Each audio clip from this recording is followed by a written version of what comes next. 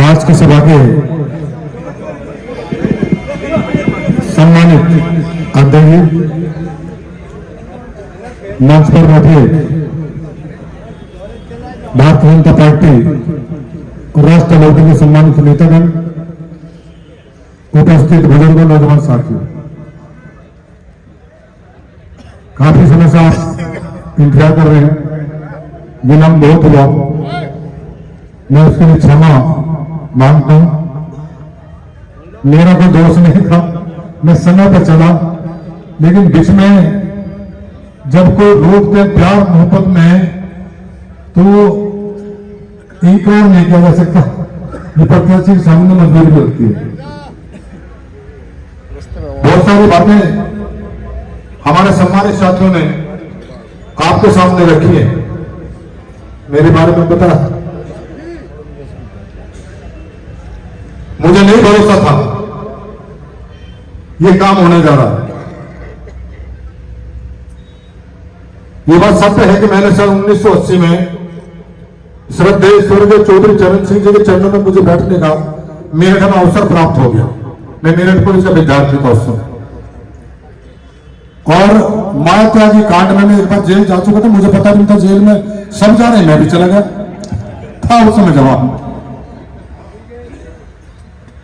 तो मैंने जब उनको करीब से देखा, उनके व्यक्तित्व को, तो मन में ये ठान लिया कि इनकी विचारधारा पर काम करना है और समाज के लिए समर्पित भाव से अपने जीवन को यही लगाना है। राजनीतिक यात्रा शुरू हो गई, अनेकों बार जेल जाने का, क्योंकि अभी मेरे बहुत सारे साथियों ने बताया, डॉक्टर कुलदीप रुद्र जी, जय कुमार सरोवर जी और दूसरे साथी हमारे वीरपाल लाठी जी भी। अब ये सियासी फकीर है, ये अखबार में लिखते हैं। जिस दिन मुझे प्रत्याशी बनाया तो मैंने सुबह अखबार पढ़ा तो उसमें लिखा है सियासी फकीर है। लेकिन मेरे पास जो मोहब्बत है आप लोगों की, समाज की, नौजवान की, व्यापारी की, जो प्यार है मेरे पास, मुझसे बड़ी दौलत किसी के पास है नहीं। बहुत बड़ी दौलत, ये बात तो सत्य है, मेरे पास है नहीं पैसा।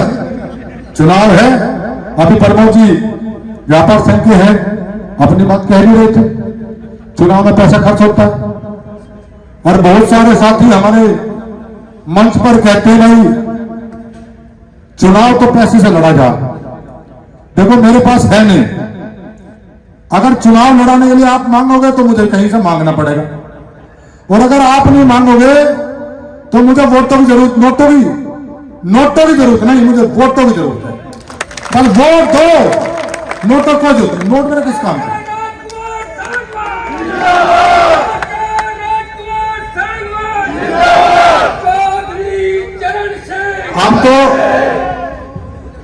अब तो आयु बढ़ रही है ना, आदमी दोनों को इकट्ठे करता परिवार के लिए।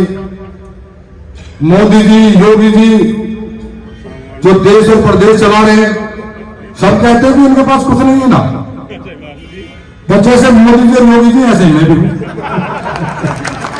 ना, उनका कुछ है ना मेरा कुछ है। तो ये परिवार है मेरा और यही उनका परिवार है। देश का एक एक व्यक्ति, समाज का वो व्यक्ति अंतिम जो पायदान पर है, जिसकी बात कोई नहीं सुनता, उसकी बात सुनने में, उनकी मदद करने में, उनका काम करने में जो आनंद आता है, जो प्रेम मिलता है, इससे बड़ा सुकून, इससे बड़ी दौलत हमें कोई नहीं मिल सकती। आगे बताओ। और ये तो आपको तय करना है। मैं तो जिस दिन ये जो स्थान है जहां बैठे, इसे हिंदुस्तान का प्रत्येक व्यक्ति जानता है, हिंदुस्तान का किसानों का मसीहा, भारत के पूर्व प्रधानमंत्री श्रद्धेय स्वर्गीय चौधरी चरण सिंह जी, जो किसान के, मजदूर के, गांव के, गरीब के दिलों में बसते हैं, राज करते हैं आज भी, वो यहां से सांसद थे। पूरी दुनिया जानती है उस महापुरुष को, और उनके बताए रास्तों पर चलने की कोशिश और भी राजनीतिक दल करते हैं। उन्हें पता कि देश की खुशहाली, जब तक गांव की, गरीब की खुशहाली नहीं होगी, किसान की खुशहाली नहीं होगी, देश तरक्की नहीं कर सकता। और किसानों के बड़े नेता श्रद्धेय स्वर्गीय चौधरी अजीत सिंह जी, वो यहां के नेता थे, यहां के सांसद थे। और जैन जी ने पता नहीं, मैं तो समझ ही नहीं पाया, जिस दिन ये फैसला हुआ, मैं छपरौली में एक शादी में था, ये बराबर में वेंकट हॉल, मेरठ से एक बारात आई थी, मैं उसकी सगाई में लड़के की मैं नहीं जा पाया, मेरा विद्यार्थी था, तो सगाई में नहीं जा पाया, मुझे तकलीफ भी थी, मगर तेरी बारात में आऊंगा। और एक 2 घंटे में शादी में जाना था। जब मैं घूमता यहां से शादी में घूम रहा था, तो किसी ने टीवी पे उस पर देखा होगा, सोशल मीडिया पर, उन्होंने कहा अरे ये तो बागपत से प्रत्याशी हो गए सांसद के, बोले आप तो सांसद के चुनाव लड़ रहे हो। मैंने सोचा मजाक कर रहे हैं, करते रहते हैं, बहुत बार के। लेकिन जब चौधरी साहब का फोन आया 20 मिनट बाद, उन्होंने कहा सालमान, हमने फैसला ले लिया, तुम्हारी 40 वर्षों की तपस्या और समर्पित भाव से आपने श्रद्धेय स्वर्गीय चौधरी चरण सिंह जी को, उनकी विचारधारा को आगे लेके बढ़ने का जो काम किया, श्रद्धेय चौधरी अजीत सिंह जी के मार्गदर्शन में हमने आगे बढ़ने का काम किया। किसान की, गरीब की, मजदूर की लड़ाइयां लड़ी, संघर्ष किया, आने को लड़ जेल गए। 2022 का विधानसभा का चुनाव था, और मैं तो मेरठ जनपद के शिवाल खास विधानसभा क्षेत्र है, जो आप ही की लोकसभा का हिस्सा, वहां से लग रहा था तमाम लोगों का प्रेम, उनका स्नेह, और ये लग रहा था कि वो उनकी बार मुझे प्रत्याशी वहां से बना देंगे। अंतिम क्षण जिस दिन सूची फाइनल हुई, मेरा सूची में नाम भी टाइप हो गया, बताया किसी ने नाम टाइप हो गया, 10 मिनट में कोई टिकट होने वाला, और तभी समाजवादी पार्टी का गठबंधन था, उनके नेता थे, उनको अखिलेश जी ने कहा भाई इनको टिकट देना आपको, 24 साल में उनको दे दिया। रात को उनका टिकट हुआ, लोगों में आक्रोश था। मैं समझ गया मुश्किल दौर है, आज चौधरी साहब हमारे बीच नहीं है, जैन जी को जिम्मेदारी मिली है इस विचारधारा को आगे बढ़ाने की, किसान की, गरीब की तकलीफों को दूर करने के लिए संघर्ष करने की।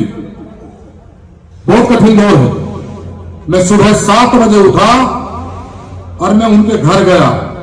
मैंने कहा विधायक जी, आपको चौधरी साहब ने प्रत्याशी बनाया, आपके चुनाव को हम लड़ाएंगे, मैं लड़ाऊंगा, और वो चुनाव हमने लड़ा, चुनाव हम जीत गए, कोई तकलीफ नहीं है। और वो मैं इसलिए भी बता रहा हूं, मैंने कभी न चौधरी अजीत सिंह साहब से, न चौधरी जैन जी के पास आप पूछ लेंगे, मैं कसम खाने कह सकता हूं, सौगंध खा कह सकता हूं, राजनीति में साफमन से बता रहा हूं, मैंने कभी अपनी जबान से न चौधरी अजीत सिंह साहब से, न जैन चौधरी से ये नहीं कहा कि मैं आपकी पार्टी का सक्रिय कार्य करता हूं, समर्पित कार्य करता हूं, मेहनत भी करता हूं, आप मुझे कहीं से चुनाव लड़ा दो। मैंने अपनी जबान से कभी नहीं मांगी, कभी नहीं मांगी। और ना आपकी बात, जब चौधरी साहब का फोन आया, चौधरी साहब का फोन आया कि आपको बागपत से सांसद का चुनाव लड़ना है, मैंने तुम्हें प्रत्याशी घोषित कर दिया, तो मैं सन्न रह गया। और मुझे नहीं पता चला इतना इमोशनल, इतना भावुक, मेरी आंखों में एक पल में ही मेरी आंखों में आंसू थे। और इतने भावुक चौधरी जैन जी से बात करते करते उनका गला भी रुक गया। मैं कैसे धन्यवाद करूं इतना बड़ा फैसला, इतना बड़ा फैसला जो सीट उनके लिए हो, जहां का प्रतिनिधित्व चौधरी चरण सिंह ने किया हो, जहां का प्रतिनिधित्व चौधरी अजीत सिंह जी ने किया हो, और ऐसी पवित्र सीट पर मेरे जैसे साधारण व्यक्ति, साधारण कार्यकर्ता, वास्तव में मेरे पास कुछ नहीं है और मुझे प्रत्याशी बना दिया, मैं कैसे शुक्रिया अदा करूंगा। ये मेरे लिए बड़ी कठिन परीक्षा का समय है। जो अब तक काम किया मैंने, दिलों में लोगों के प्यार मोहब्बत जो उनका हासिल करने का काम किया, ये उसी परीक्षा का अब समय आ गया है। आप लोग तो मुझे प्यार कर रहे हो। आज मैं जितने काफिले के साथ जिस क्षेत्र से गुजरा हूं, बहुत प्यार मिला, इतना प्यार मिला, मैं कई बार भावुक हुआ, कई बार भावुक हुआ, कई बार। संसद में तो आप भेज दोगे, अभी कह रहे थे घर नहीं है तो नहीं, और बन भी नहीं सकता था। ये तो चौधरी साहब ने बनवा दिया, दिल्ली में सरकार देगी ना, अब सरकार ही मिल जाएगा 5 साल के लिए। और मैंने विधायक जी, हमारी पार्टी के नेता बैठे हैं, अभी हमारी परसों मीटिंग थी बड़ौद कार्यालय में, बहुत बड़ा कार्यालय, वो शाम को तावा लग जा नहीं, एक मुझे यहां मिल गया, उसी में कहीं डाल दूंगा और यहीं रहूंगा आपके बीच में। आपको कहीं नहीं जाना, कहीं नहीं जाना।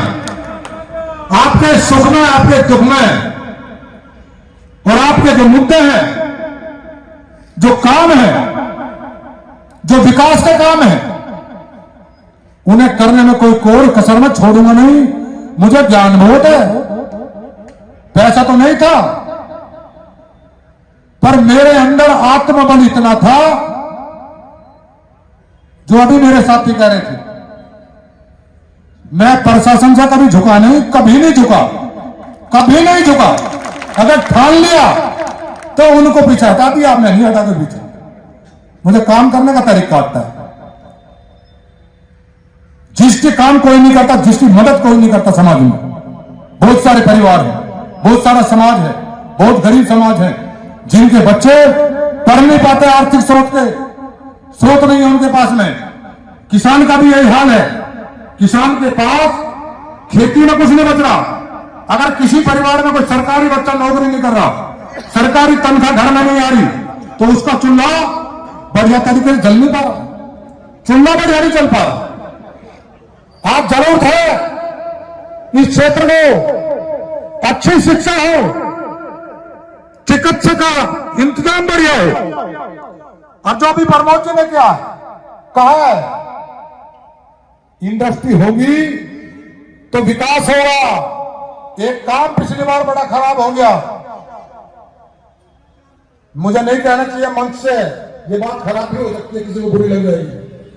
अगर ये मुख्यालय बड़ौद में होगा तो इस जिले का नाम नोएडा की तर्ज पर इसका विकास होगा, ये आज जनपद कहीं का कहीं होगा। थोड़ी कमी रह गई, कोशिश करेंगे और अपने सब संबंधों का, सारे रिश्तों का इस्तेमाल भी करूंगा। कैसे विकास हो, आपके बीच में रहूंगा। आप चुनाव में पैसा मांगोगे तो मुझे मांगना पड़ेगा, और अगर चुनाव अपने आप करोगे तो मुझे 1 रुपए की जरूरत नहीं, मुझे आवश्यकता ही नहीं रुपए। क्या करूंगा रुपया का, जब अब तक जरूरत नहीं पड़ी, अब बचा कितना समय है, और थोड़ा बचाना वो तो कर जाएगा ऐसे।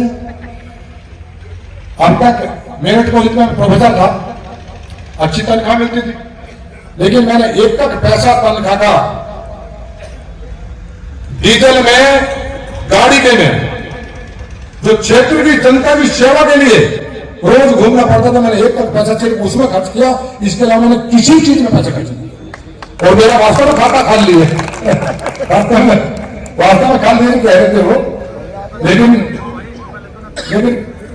चलो आगे ऊपर वाला है और आप लोग, मैं आपसे ये कह सकता हूं, प्रत्याशी मैं नहीं हूं, जो ये बैठे सारे हमारे नेतागण, हमारी रीढ़ है, जो आप हैं, जिस दिन नतीजे आएंगे मुझे प्रमाण पत्र मिलेगा, तो वो प्रमाण पत्र इस क्षेत्र की हर समाज के हर व्यक्ति के लिए समर्पित होगा। हर कोई एहसास होगा कि सांसद वो है, मैं सब सांसद होंगे सब। और इतनी बात मैं बता दूं आपसे, को पूछा जवाब मतलब ना अभी से कहना पड़ता, जबकि कैंडिडेट से कुछ लोग नाराज क्यों होंगे। सांसद निधि की एक तक पाई, वो जनता की है, वो जनता के, वो सभी समाज के हिस्से के में जो आती है वो उसी में लगी। ना कमीशन लूंगा और ना किसी को लेने दूंगा, लेने भी नहीं दूंगा, ये भी तय है।